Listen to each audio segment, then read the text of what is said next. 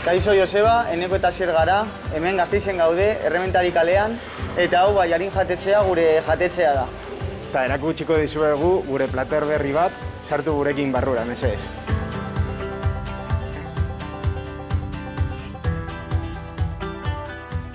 Baiarin jatetxea 1920 urtean sortu zen.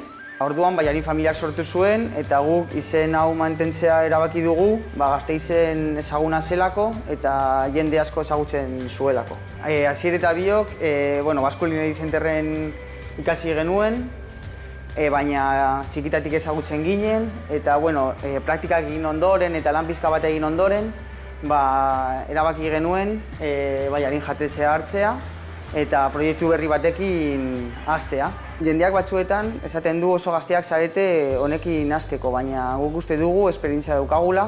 Gehien erabiltzen duguna da produktu lokala, produktu ona, sukaldatzen dugu.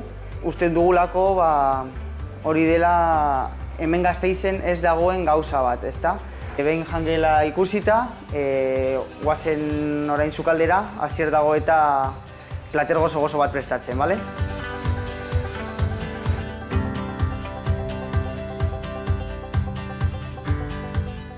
Joseba, hemen daukagu zure aita, guretzat erreferente bat dela, eta hasiko gara txerri hankak, zigala eta sagar osmotizatua.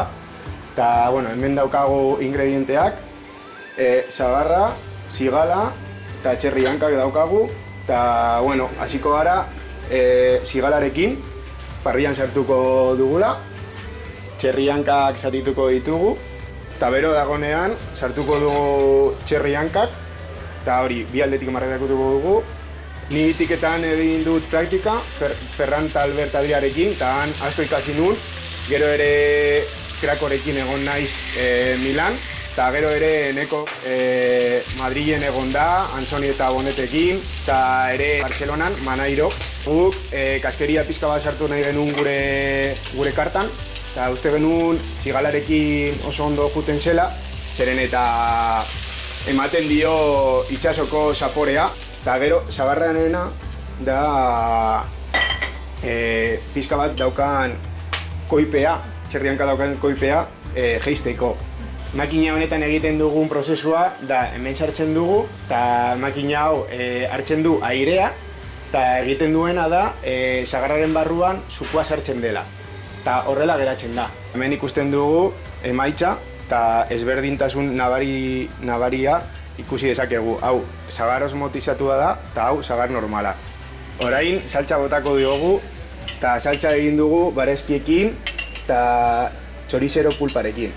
Sagar osmotizatua jartzen diogu, eta orain, platerra bukatzeko, zigala jartzen dugu hemen, olio pizka bat botatzen diogu, eta gatz puzka bat.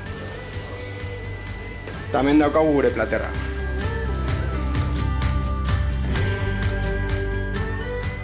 Asier, daztatuko ditugu txerriankak ea nola geratu diren. Bai. Joseba eta jendea hemen Gasteizen, Baiarin jatetxean, espero zaituztegu. Eta, frogatuko dugu platerra. Hone egin.